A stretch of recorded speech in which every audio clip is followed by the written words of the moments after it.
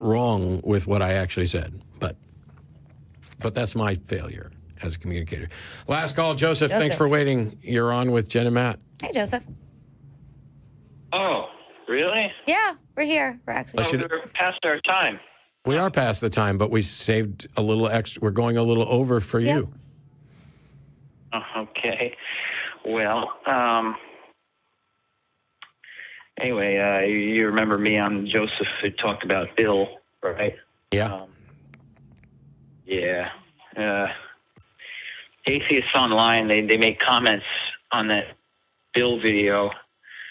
It just makes me think that atheists, they can't read people correctly because they couldn't read me correctly.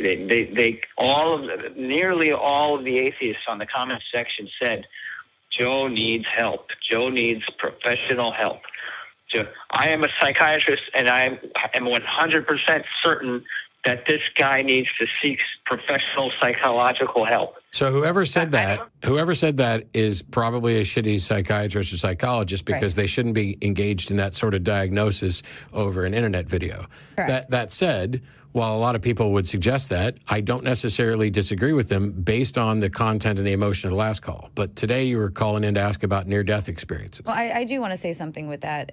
I understand that it can hurt getting criticism for the content that you put out or something that you really poured your heart into. But sometimes it helps to take a step back and instead of saying, how could they say this about me, ask why. And learn that there may be a better form of communication to get your point across. Well, I know that they've said things. I know that they've said things like, oh, there's so much distress in his voice. Oh, he's got some nervous laughter. Like, that's absolutely not true. It's happening literally right now.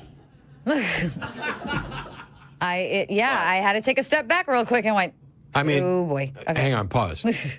I'm not trying to be mean to you or anything else. People are going to say mean things. Some are going to be right, some are going to be wrong. You can pay attention to them or not. But that particular thing is something that I noticed during the call, which is why Jenna and I backed off and reassessed things.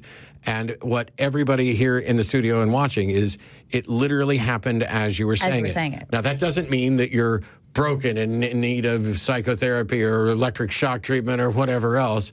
It is a recognition of a trait that you have, which may or may not be a problem, but is, in people's experiences, symptomatic of something.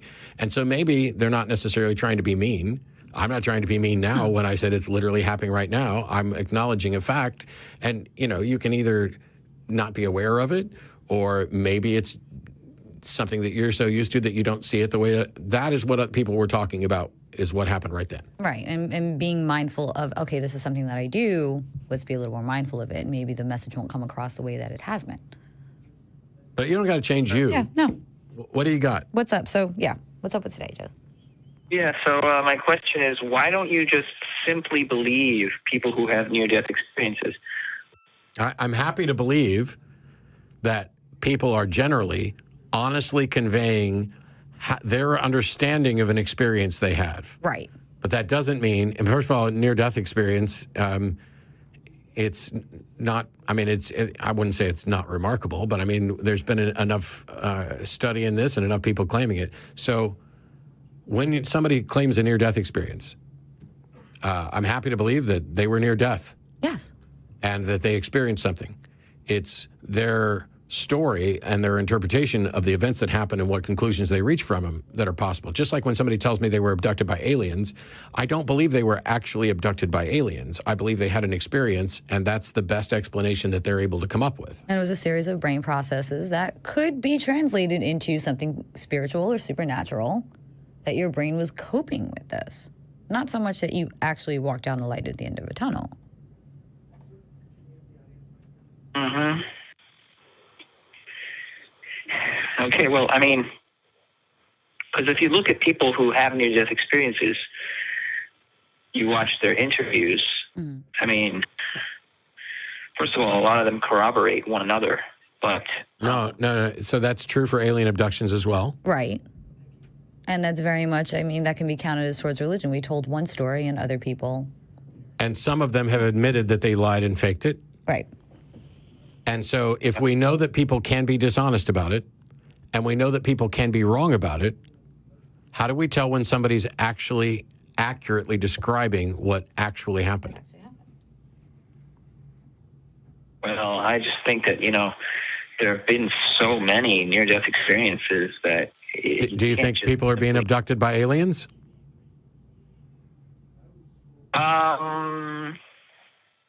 Didn't we ask this last time? I don't. I don't. But there's been so many of them. But there's been so many of them. And they corroborate each other. And yeah, the stories sound the same.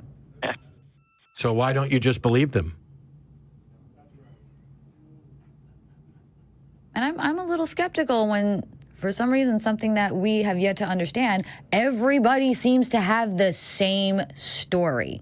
Yeah, I'm going to be a little more skeptical of that. There's no variations. Oh, there's tons of variations. Well, small ones, but nobody ever They're turned not around even and, all about the same religious experience. right. But it's always the light at the end of the tunnel. It's not. It's been a light at the end of the tunnel frequently since the first book about a light at the end of the tunnel was popular. Came out, right? And Just like the description of aliens have been almond big head, almond eyes. Great people. Since Close Encounters of the Third Kind. Prior to that, aliens were robots and furry things. Go back and look at, the day the universe, or not the day the universe Humanoids changed. with black eyes was a big one, too.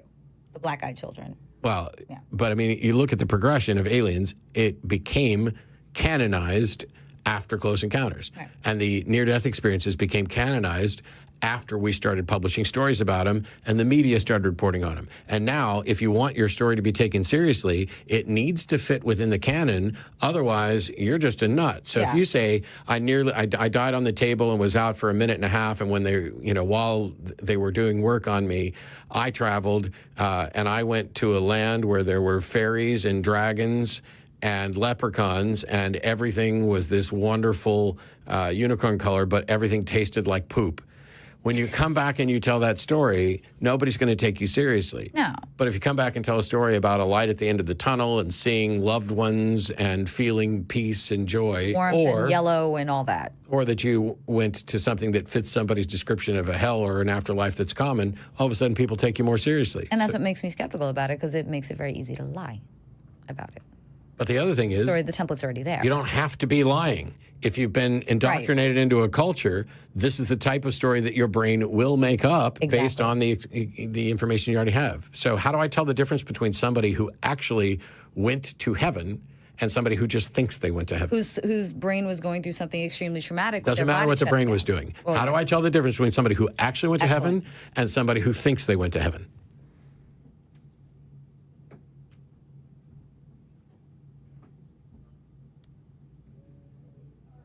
I don't know either, Joseph, but thanks. Thanks, Joe.